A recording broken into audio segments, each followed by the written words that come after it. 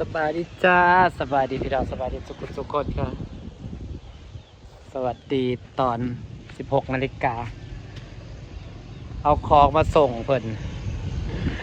สั่งแต่โดนแล้วแหละฝากกระลืมฝากกระลืมฝากอัปลากระลืมฝากเกสีแต่จะเสียมากระลืมต่างคนต่างลืมขอเห็นกระลืมดูสิหิวสิถือย่ามมาสิถือไม่เขาได้กระลืมย่ามนั่นวันนี้ก็เลยแบบโอ๊ยกระเทินแล้วเป็นเดือนยังบ่ฮอดเจ้าของเขาอยู่ก็เลยเอามาโคละเป็นตะซังเถอะดิ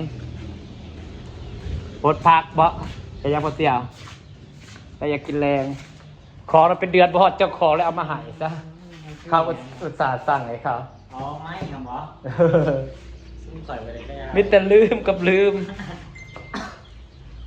แต่มึงตุ้ยเนาะ อยู่บนบนนั่งรถตัว แต่มึงตุ้ยเนาะแต่อยากกินแรง อยากจะกินยังนี่พอที่ตั้งจูงเลยที่อยู่ โคราช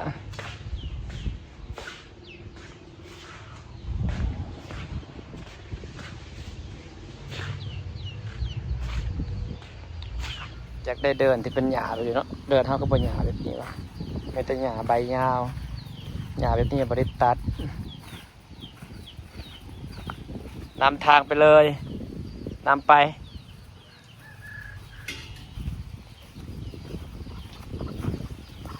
ยอดเสือใส่พะเนาะโครงการมาดูโครงการ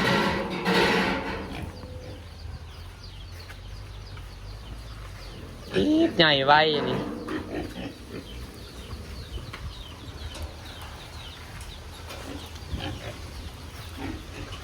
ใหญ่ไว้นะหมูไว้แล้ว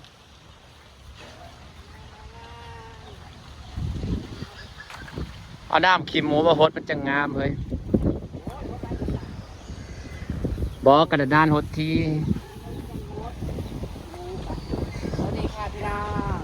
สุดโอ้ยสุดหดพัก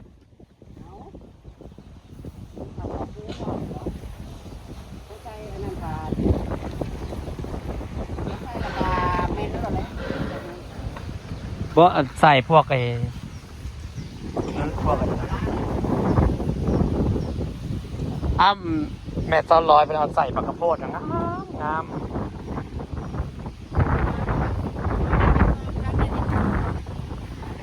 โอ้ยบอกว่าเก็บไผ่มาว่าในบักลายมาสิพัดในบริพัดเซ็ตตู้อยู่เฮ้ยพักนี่คืองามเลยพักยังคืองามแท้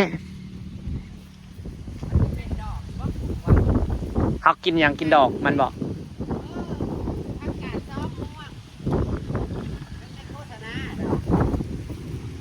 คืองามแท้อีน้อยที่งามกูหมูกูพวกอีนี้ไปเก็บไปลวกกินเลย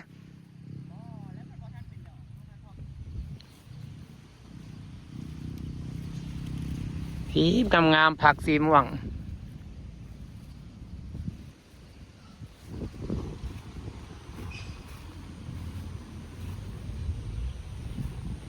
เลยมะเขือบ่คือไปจุ่มขับเท่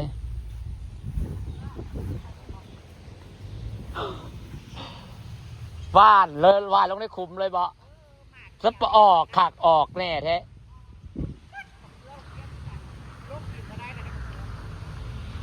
หมากมันเป็นได้ไรนะ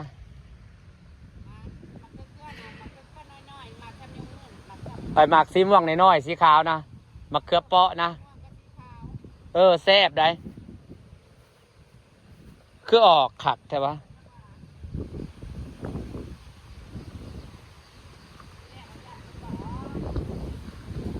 บางทีกับบริออกฉันหวานไม่ปลูกแต่บ่เคยออกฉันหวานปีก่อนกับบริออกมะเขือม่วงนะกับมะเขือเปาะอันนี้ฉันบ่ออกขักแค่นี้นะปี๊บออกขักออกแน่อีลีข อยว่านก็บออกว่าถือทุงดีถือในเขาเจ้าซื้อมาใหม่จะได้ทางคอนกรีตเลยติ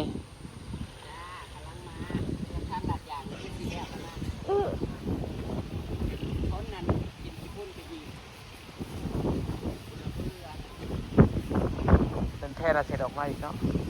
คือว่าเขาให้หยุดเห็นเขาเสร็จไปลงไปบ่เฮ้ย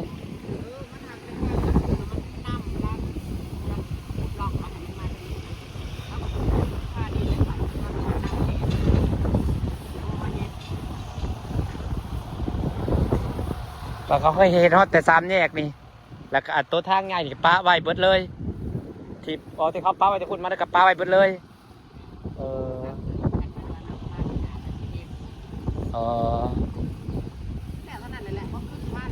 บ่มาดอกเตียงว่าขันมาเขาก็เริ่มเห็ดละมั้ง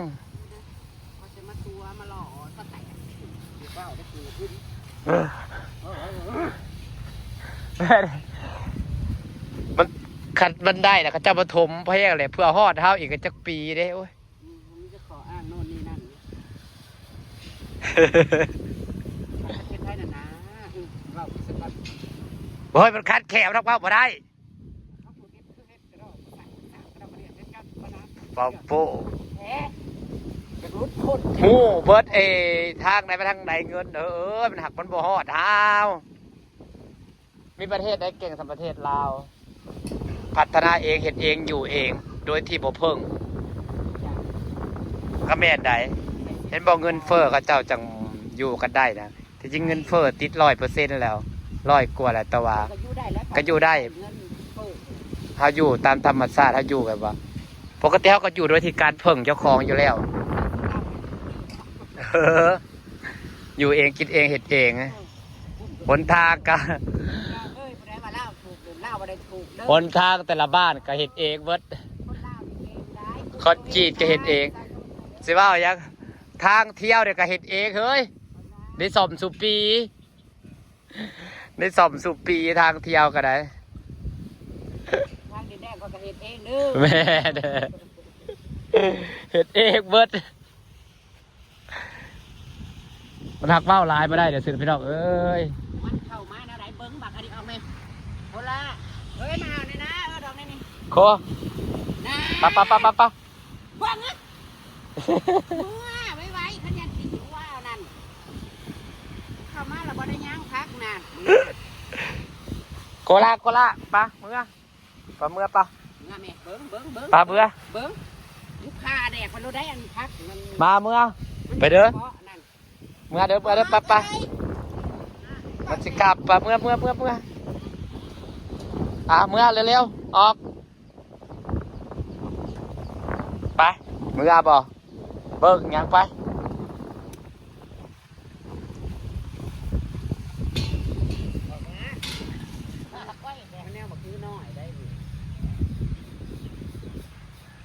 ยามแรกมันเป็นหมากไว้กว่ายามฝนได้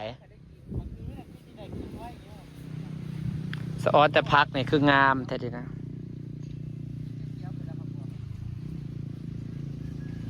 สีม่วงงาม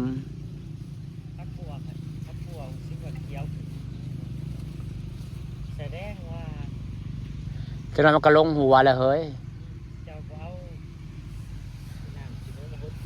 บ่เดี๋ยวมันก็ลงหัวแล้วพักบัวบ้านเฮาไปนี่นะแม่นตะวะมันบ่ได้แม่นพักบัวเลยแต่มันใบคือบ่เรื่อยคือของใบน้ำยาพักบัวนี่พักบัวกินหัวบ่เสียบ่แม่นพักบัวเลยไดเฮาปลูกกินใบได้พักบัวเลยอันนี้มันจังหวะมันก็ลงหัวอะไรได้นะมันลงหัวโอ้ยบักแตงโอ้ยคือดกแท้อุ้ยละสองหน่วยเด้อยังไงล่ะอากาศเกตมันหักงอมันล้มเพราะว่าบ่ได้มันงอเบิดบักแตงได้เสียดายมันมาดกกว่าสัตว์มันเพี้ยลงเรือนเป็นอีหยังบัดนี้มันกะเรืองกะเลือดทอนถิ่นทางหลายเบ็ดหักเป็นคู่ขอเนาะอันนี้เรียงกันคือเป็นสู่ขอ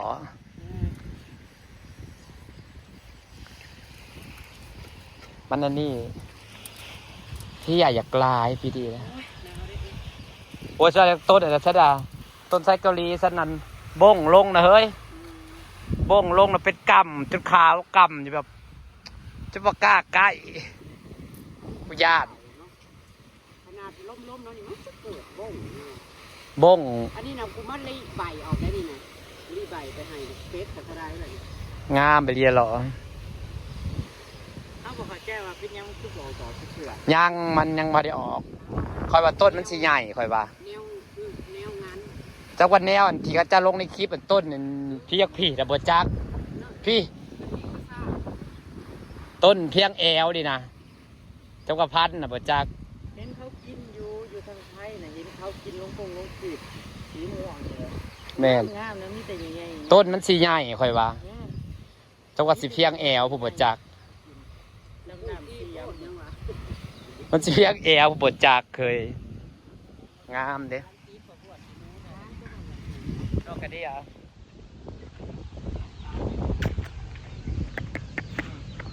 ลองจัดสิฟ้าบรรยากาศไว้สักนี้นะจ๊ะสิเมื่อแล้วเอาของมาส่งคนเป็นเดือนยังบ่ฮอดเจ้าของเลย